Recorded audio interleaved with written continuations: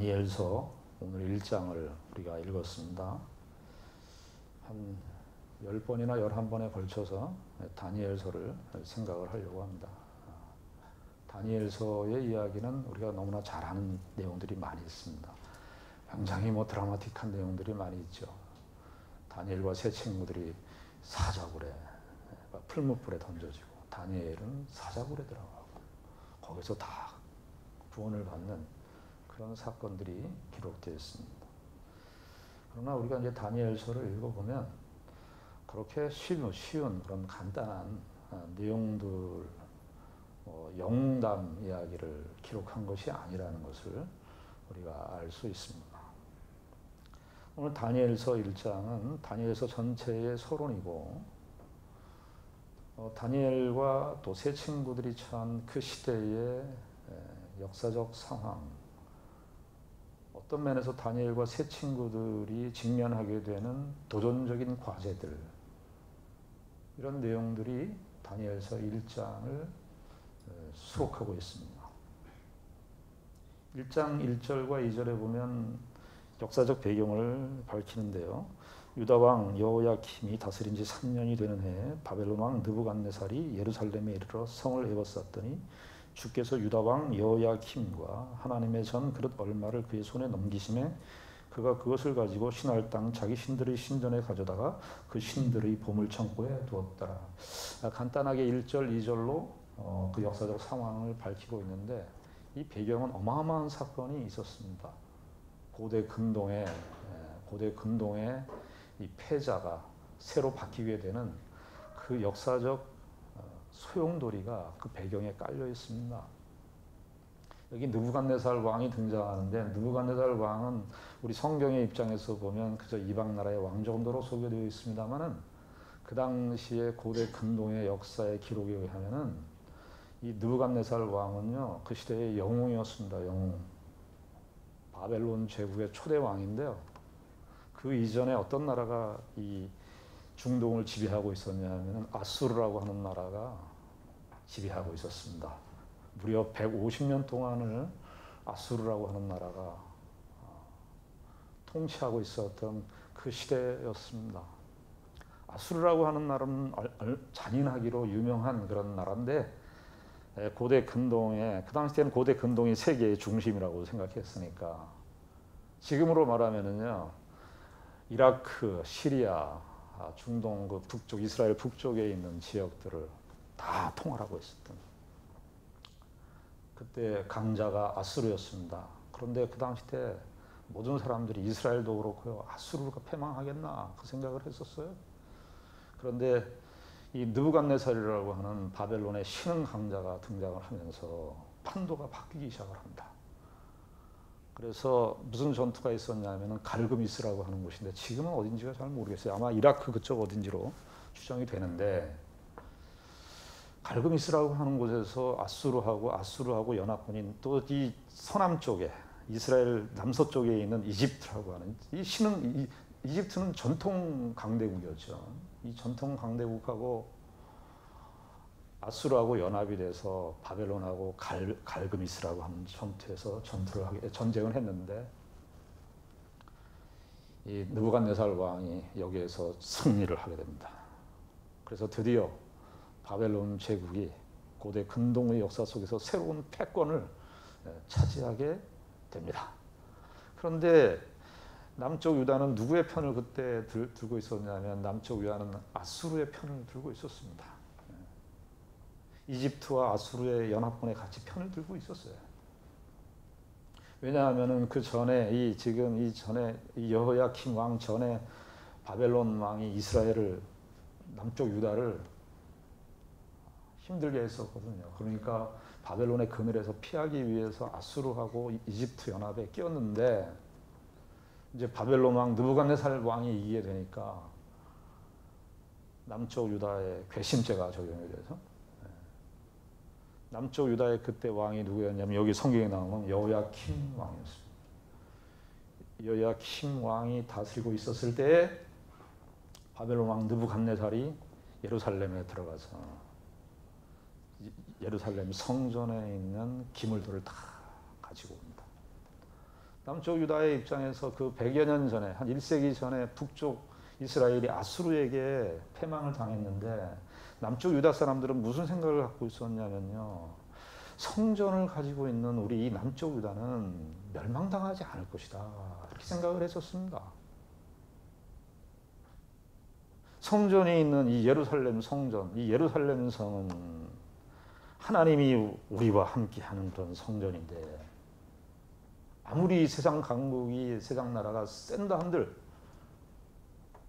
북쪽 이스라엘은 성전이 없으니까 멸망당하는 것은 당연한 것이지만 남쪽 유다만큼은 멸망당하지 않을 것이다 라는 그런 확신 속에 1년 6개월 동안을 바벨론과의 전투에서 이렇게 대치를 하고 있었어요. 결국에는 바벨론 왕 느부갓네살에 의해서 성전이 파괴되고 성전에 있는 기물들을 다 뺏기게 되는 그런 역사적 비운이 그 배경으로 깔려 있습니다. 남쪽 유다 사람들은 충격이었습니다. 성전이 있는 이 예루살렘이 멸망한다. 있을 수가 없는 이야기였습니다. 그런데 이스라엘은 이 남쪽 유다는 예루살렘 성전이 파괴당하는데 결정적인 것은 예루살렘 성전에 있는 기구를 바벨론 제국에 다 가게 되는 그런 비극적 너무나 참 비참한 일을 남쪽 유다가 겪게 되었습니다. 남쪽 유다의 이 심판은요, 바벨론의 이 침공은 남쪽 유다를 향한 하나님의 심판이었습니다. 당시 이스라엘 백성들은 성전이 있으면 자신들의 삶은 당연히 보존된다고 생각을 했습니다. 그들은 성전만을 섬겼지 성전에 계신 하나님과는 관계가 없었어요. 성전은 사실은 하나님의 임재를 드러내는 성전인데 성전이라고 하는 자체는 하나님이 계셔야 그 성전됨이 본질인데 이스라엘 백성들은 어떻게 생각했냐면 그저 성전만 섬기면 된다고 생각을 했어요. 성전에 계시는 하나님과 관계를 맺는 일에 언약 관계를 맺는 일에 실패했습니다. 그래서 드디어 이 남쪽 유다는 예루살렘 성전이 파괴를 당하고 이 느부갓네살 왕은 예루살렘 성전의 기구를 가져다가 여기 어디입니까? 신할 땅, 2절에 보면 신할 땅 자기 신들의 신전에 가져다가 그 신들의 보물 창고에 두었더라. 옛날에 고대 전쟁은 그저 국가와 국가 간의 싸움이 아니라 국가가 섬기고 있는 신들의 싸움이라고 생각을 했습니다. 그래서 어떤 나라를 정복하게 되면 그 나라가 섬기고 있는 신도 친 거예요.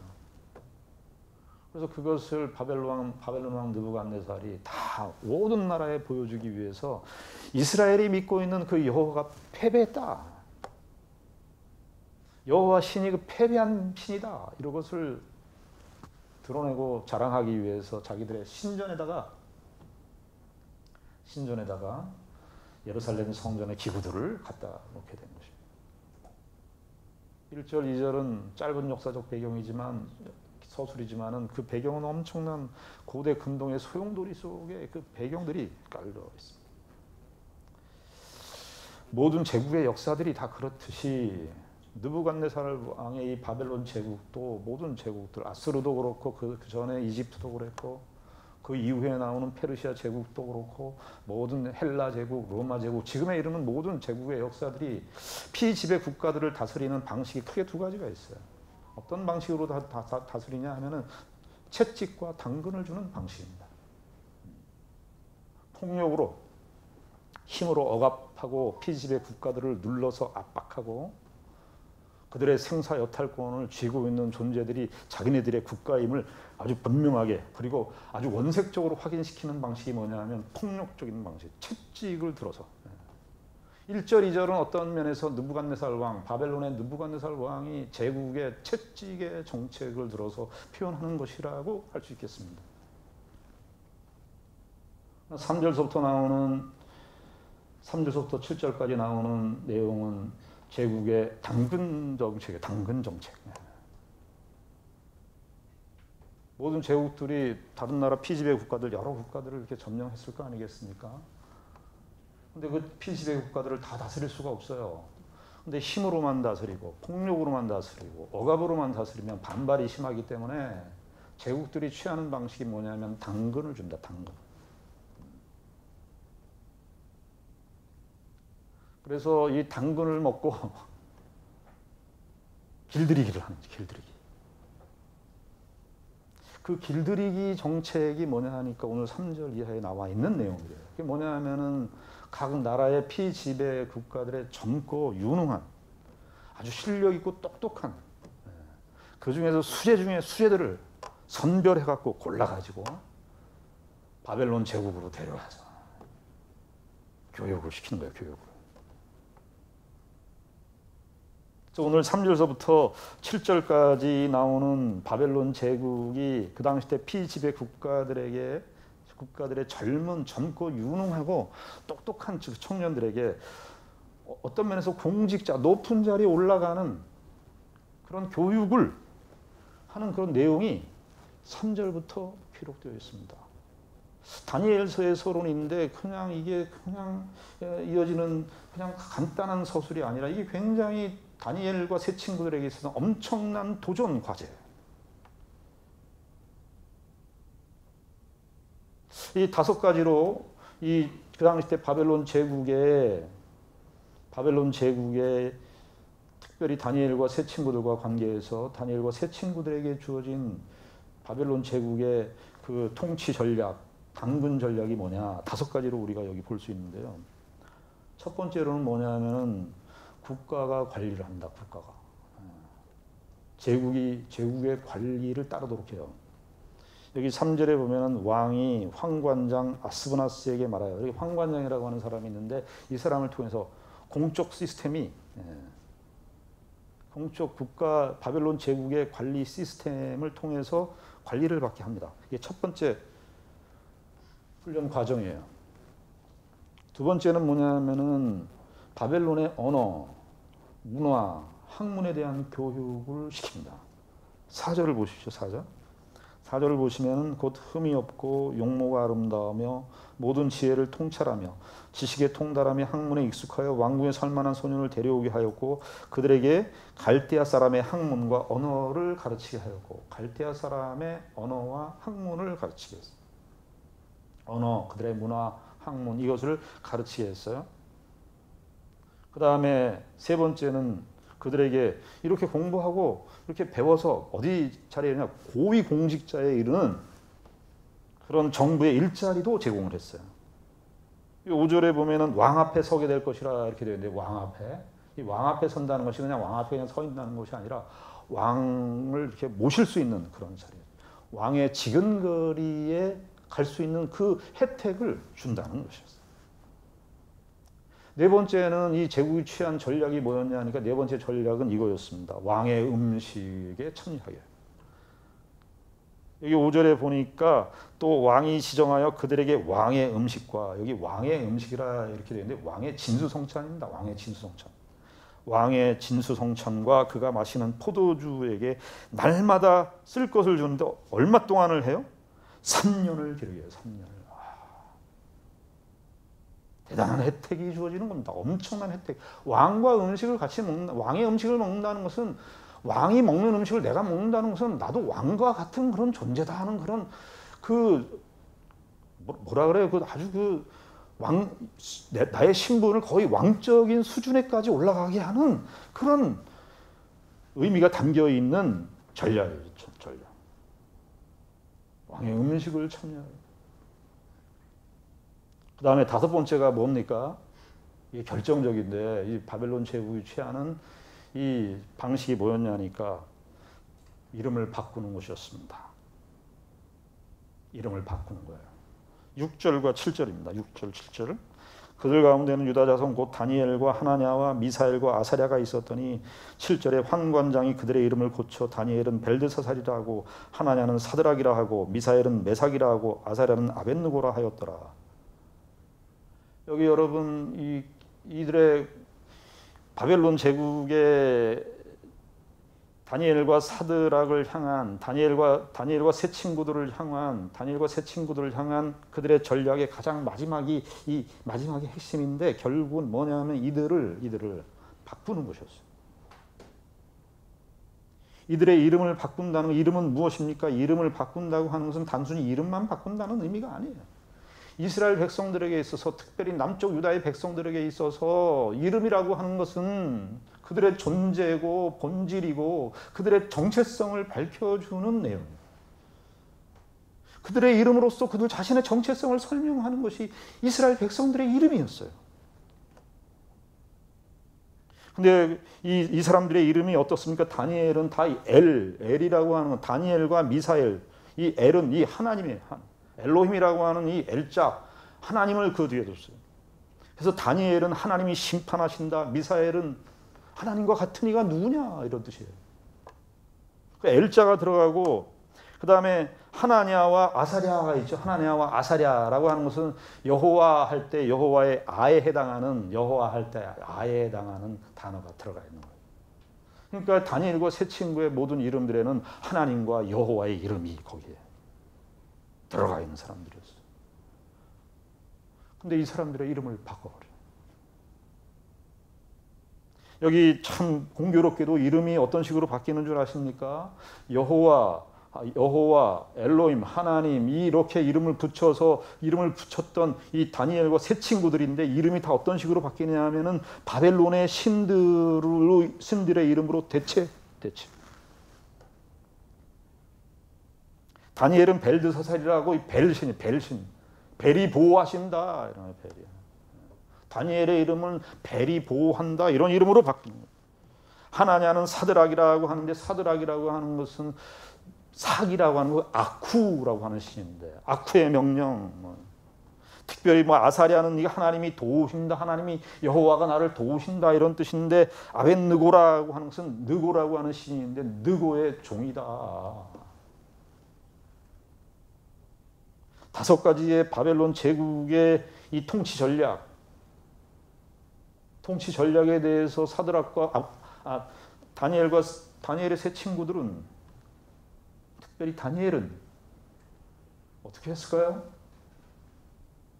이 5가지의 바벨론 제국의 정책에 대해서 우리는 어떻게 만약에 하겠습니까? 만약에 이런 상황이라면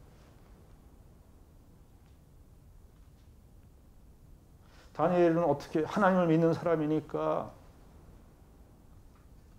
그들의 공적 관리 시스템도 다 부정해버리고 그들의 바벨론의 언어나 바벨론의 문화나 바벨론의 그런 학문에 대해서 다 부정해버리고 바벨론 제국이 제시하는 그런 고위 일자리 같은 거 다 무시해버리고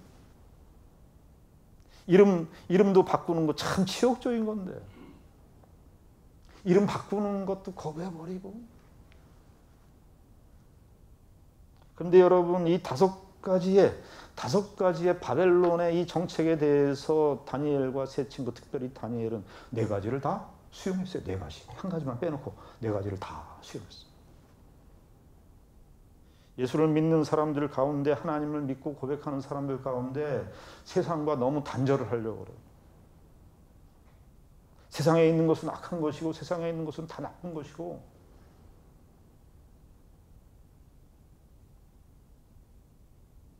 그래서 다 거부하고 사는 것이 거부하고 살고 단절해서 살고 분리해서 살고 구별해서 살고 하는 것이 신자가 가야 되는 거룩한 길이라고 생각하는 그런 경향들이 있는데 죄송하지만 다니엘은요 여기서 5가지 중에 4가지를 다 받아들입니다. 국가의 공적 관리 시스템 다 받아들입니다. 바벨론의 언어와 학문 다 배웁니다. 정부 3번째 제시한 게 뭐였죠? 왕 앞에 서게 하는 바벨론 제국의 정부 고위 일자리요. 다니엘은 어떻습니까? 여러분 다니엘서 보셨죠? 다니엘이요. 바벨론, 메데 페르시아, 그 다음에 이 아수르 제국의 3대 제국, 바벨론, 메데 제국, 페르시아 3대 제국일 수도 있고 2대 제국일 수도 있고요. 다니엘이 거의 80세 중반까지 사는데요. 3대 제국의 고위 관리로 삽니다. 고위 관리로. 하나님을 인정하지 않는 나라, 하나님을 고백하지 않는 바벨론, 하나님을 거부하는 그 페르시아 제국에 다니엘이 고위 관리로 거기서 일합니다. 다니엘이 거부했습니까? 다니엘 받아들였어요. 국가의 공적 관리 시스템, 나중에 보면 황관장하고도 잘 지내요. 황관장하고도. 국가의 관리인 황관장인 아스브나스 계속 등장하는데 아스브나스하고 같이 그 지시를 잘 따라. 바벨론의 언어나 바벨론의 문화, 바벨론의 학문에 대해서 철저하게 공부를 합니다. 바벨론 제국이 말하는 정부의 고위 일자리도 거부하지 않습니다. 심지어 우리 식으로 말하면 우리 일제 때 그 청씨 계명, 그 청씨 계명이라고 하는 그 계명조차도 받아들입니다. 예수 믿는 사람들이 기억해야 될 것은요, 우리가 예수를 믿으면 세상적인 정신과 원리에서 빠져나오는 것이 사실입니다. 예수 믿으면 우리가 세상의 정신, 세상의 정서, 세상의 원리, 세상의 경향에서 구별되는 것이 사실이에요. 그러나 예수를 믿고 나서 거기만 다가 아니에요. 예수를 믿고 나서 우리가 세상에서 구별되는 것은 사실이지만 예수를 믿고 나서 구별돼서 다시 우리가 가야 되는 지점이 어디냐면 세상입니다.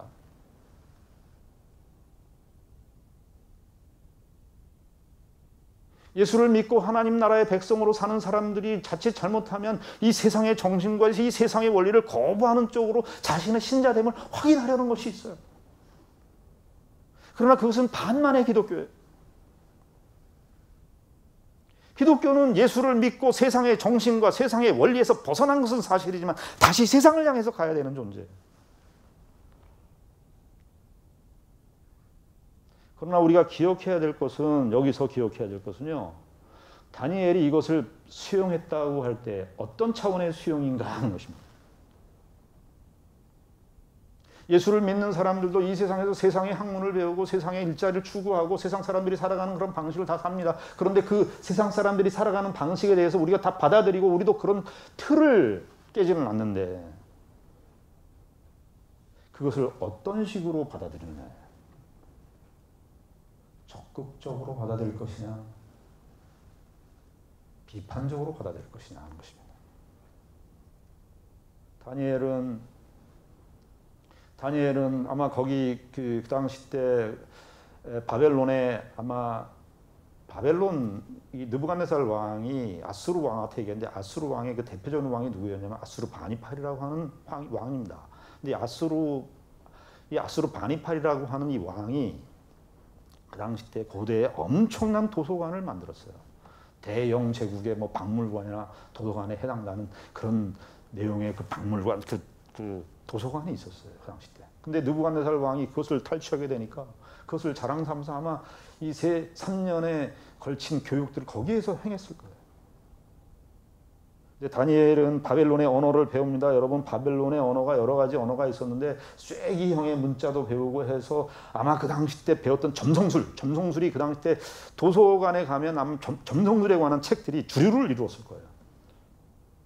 그런 거를 배우려면은 공부를 해야 되는데 바벨론의 언어를 배워야 돼요. 여러분, 다니엘서에 보면은요, 아람어가 2장과 7장에 아람어로 기록되어 히브리어로 별로 되어 있지만 다니엘이 나중에 이제 회고하면서 쓴 것인데 그 당시 때 고대 아람어로 이 다니엘이 2장과 7장에서 기록을 한 거예요. 만약에 다니엘이 말이죠, 나 하나님의 백성이니까 난 그런 언어 배울 필요도 없어. 나는 그런 세속적인 언어 배울 필요도 없어. 나는 안 배울 거야. 만약에 그렇게 했다면 다니엘서 2장과 7장에 나오는 아람어에 대한 기록은 영영 볼 수가 없었을 거예요. 아마 다니엘이 그 당시 때 이 다니엘서를 기록하면서 바벨론 사람들을 의식하고 아람어로 전도하기 위해서, 선교하기 위해서. 다니엘은 그렇게 내가 하나님의 언약 백성이니까 나는 히브리어만 고수하고 내 언어만 고수하고 내 언어만이 살아있는 언어고 그렇게만 생각하지 않았어요. 다니엘은 아마도 그 바벨론이 제시하는 그런 문화나 학문이나 그들이 얘기하는 그런 언어, 인문학적인 모든 내용들, 철학적인 모든 내용들, 과학적인 모든 내용들을 다 섭렵하면서, 근데 비판적으로 섭렵하면서, 진리라고 하는 것은 하나님의 이 언약적 진리, 하나님의 이 성경적 진리는 우리의 영역, 이스라엘의 영역, 히브리 사람들의 영역에서만 진리의 진리됨이 드러나는 것이 아니라 이 세상 어느 만방에서도 어느 곳에서도 철학적이든 문학적이든 과학적이든 문학적이든 이 세상의 어떤 영역에서도 하나님의 진리는 드러날 것이라는 거예요. 그들과 토론하고 그들과 논쟁하기 위해서, 그들 영역에서 진리의 진리됨을 밝혀내기 위해서, 진리의 그 날카로운 것과 진리의 그 예리한 것들을 드러내기 위해서 오히려 그들의 언어를 배우고 비판적으로 그걸 보면서 하나님 나라의 역사의 백성으로서의 삶을 산 것이죠. 그런데 우리가 이 다니엘과 세 친구들이 네 가지는 다 받아들였는데 딱 한 가지를 안 받아들였어요. 딱 한 가지. 무엇이겠습니까? 왕의 음식을 안 먹었어요. 왕의 음식. 여기 8절에 보면 8절을 보시죠. 8절을 우리 다 같이 읽습니다. 8절 다 같이 읽습니다. 시작. 다니엘은 뜻을 정하여 왕의 음식과 그가 마시는 포도주로 자기를 더럽히지 아니하리라 하고 자기를 더럽히지 아니하도록 환관장에게 구하니. 이 7절과 8절이 대조문장입니다. 대조문장. 7절은 뭐예요? 환관장이 그들의 이름을 고쳐 이렇게 되는데 고쳐라고 하는 표현은 의미상의 번역이고요. 환관장이 그들의 이름을 지정했다. 정했다. 환관장이 그들의 이름을 지정해서 다니엘은 벨드사살이라 정하고 하나냐는 사드락이라 정하고 하여튼 이렇게 정했다. 이 두 번 표현이나 정했다. 그러니까 이 다니엘과 세 친구의 그 핵심이 뭐냐면 그 저들의 하나님 여호와의 신앙을 빼앗기 위해서 여호와의 신앙을 빼앗고 하나님 이 바벨론화로 완전히 의식화시키기 위해서 저들의 이름을 바꿨는데 이걸 정한 거예요. 그렇게 정했어요. 근데 8절에도 보면은 다니엘은 뜻을 정하여 이렇게 돼 있어요. 그렇죠? 이제 여러분 NIV 성경은 여러분 영어에 보면 이게 접속사가 있죠. but이라고 해요. but. 그냥 우리는 한글 성경에는 다니엘은 뜻을 정하여 이렇게 되어 있습니다만 히브리 성경은 접속사가 있어요. 그 접속사를 그리고로 번역하느냐 그로나로 번역하느냐 이게 핵심인데 대체적으로 전통적인 성경, 그 원어 성경에 이렇게 가깝게 번역하는 성경들은 다 그로나로 번역했어요. NIV도 중간 정도의 번역을 취하는 그런 영어 성경인데 이 영어 성경에서 but이라고 했어요. 이것은 뭐냐면은 사실은 6절, 7절과 8절이 대조문장이라는 거예요. 7절에는 바벨론 제국이 다니엘과 세 친구를 그런 사람, 이 바벨론화된 사람으로 정해서 이름을 바꾼 거예요. 완전히 그런 사람으로 바꾸기 위해서, 개조를 하기 위해서 그렇게 바꿨는데 다니엘은 어떻습니까? 8절에 그들의 의도를 마치 알기라도 하듯 다니엘이 여기 뜻을 정하여 이렇게 되어 있는데요. 뜻을 정하여라기보단 그의 마음속에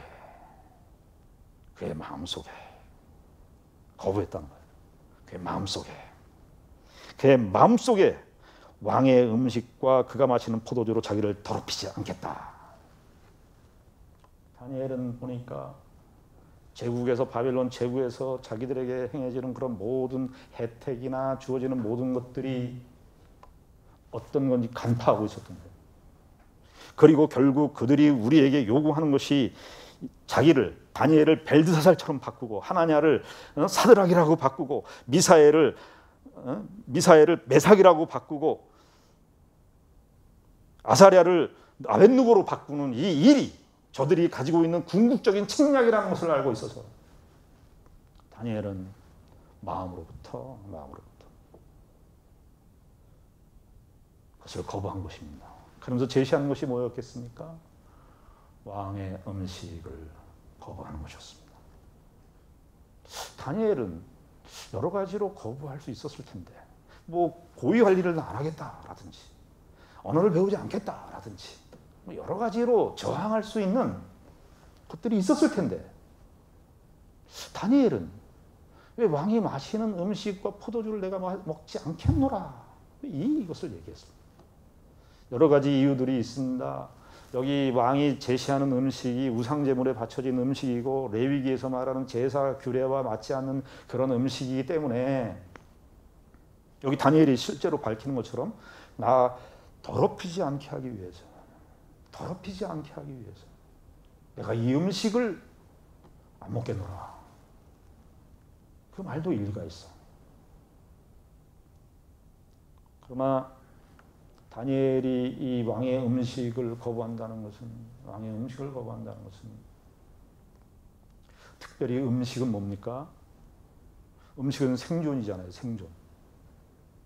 다니엘이 왕이 주는 그 진수성찬의 음식을 먹지 않는다는 것은 소극적으로는 자기를 깨끗하게 하고 자기를 거룩하게 하려는, 성결을, 거룩함을 지키려고 하는 율법적 정신에 의해서 나오는 것이기도 하지만, 더 크게는 나의 생존은 하나님이 책임지신다. 나의 먹고 사는 것은 바벨론 너희의 나라에 의해서 내가 삶을 지탱하는 것이 아니라, 너희들이 주는 것에 의해서 내가 사는 것이 아니라, 하나님께서 나의 인생과 나의 삶을 지키시고 보호하신다.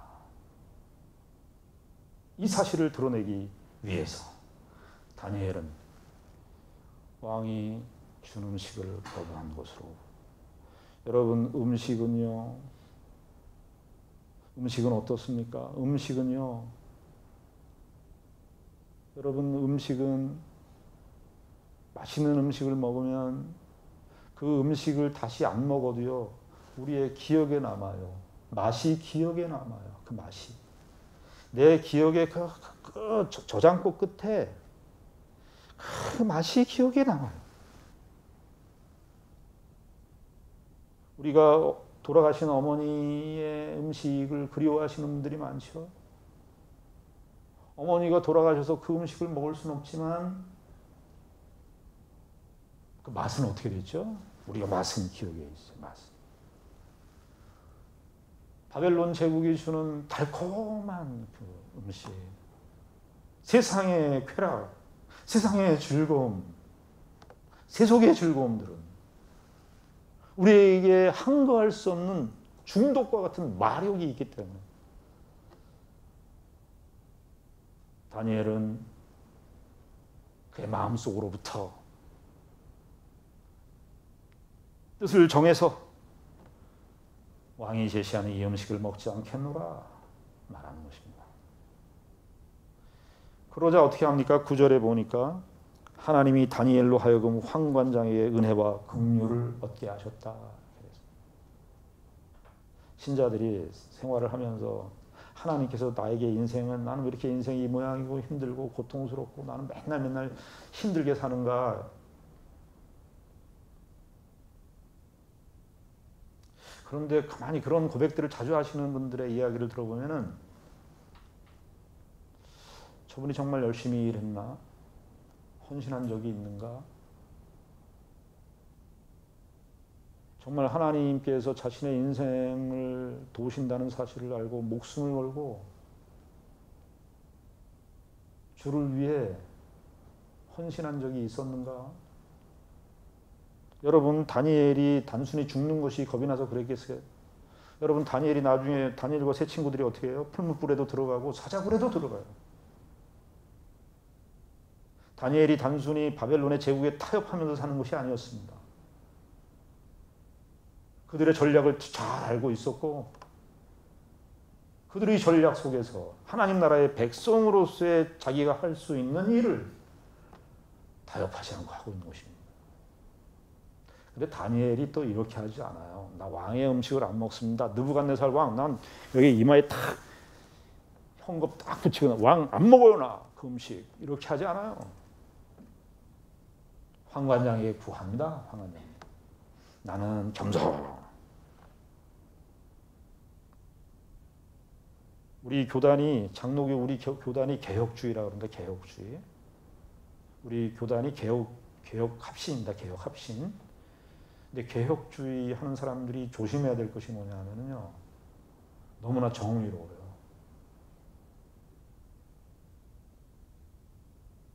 그래서 따뜻한 개혁주의를 해야 돼. 따뜻한 개혁주의. 다니엘이 분명히 자기의 마음속에는 왕의 음식을 먹지 않겠다는 그 결심과 각오가 서 있었지만 황관장의 위치를 헤아리면서 황관장에게 구합니다. 아주 간절하게 겸손하게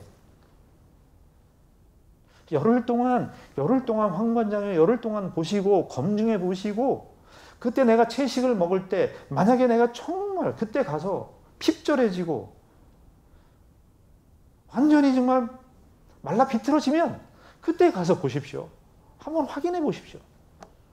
그 제안을 하시게 되죠.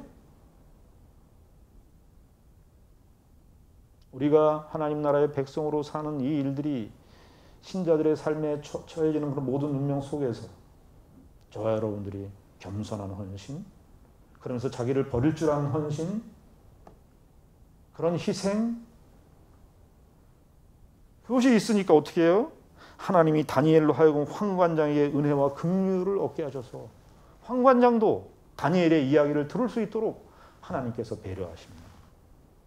하나님의 역사를 경험하는 일은, 하나님의 역사와 하나님의 복주심을 경험하는 일은 우리가 신자로서 하나님의 백성으로서 하나님의 뜻을 위해서 내가 누릴 수 있는 것들을 버리고 하나님의 뜻을 따라서 하나님의 뜻을 쫓아서 하나님의 영광을 위해서 사는 삶이 나에게 있을 때 그때 하나님께서 도와주시는 역사를 경험하는 것이죠. 그것이 힘이 되고 내 능력이 되고 신자의 자랑이 되는 것이고 간증이 되는 것 아니겠습니까? 저와 여러분들이 이 다니엘이 바벨론의 포로 생활하면서 하나님의 백성으로서 사는 그 일들을 바벨론에서 증거하고 드러냈듯이 우리도 이 세상 속에서 하나님 나라의 백성으로서 신자로서의 성결을 지키며 살아가시는 귀한 은혜가 있기를 바랍니다. 기도하겠습니다. 하나님 아버지 은혜를 감사합니다. 다니엘은 바벨론 제국의 통치하에서 살았습니다. 그러나 그들이 다니엘과 세 친구들이 바벨론 제국에서 취하는 그런 모든 일들을 단순히 거부한 것이 아니고 단순히 받아들인 것만이 아니라 하나님의 백성으로서 그 속에서 어떻게 살아야 될까, 어떻게 그 진리를 드러낼까 하면서 살았던 하나님의 백성들이었습니다. 아버지 하나님, 우리도 이 세상 속에서 하나님의 백성으로서 믿음과 성결을 지키며 우리의 마음속에 뜻을 정해서 하나님의 백성의 삶을 살아가는 우리 모두가 되게 하여 주시옵소서. 예수님 이름으로 기도드리옵나이다.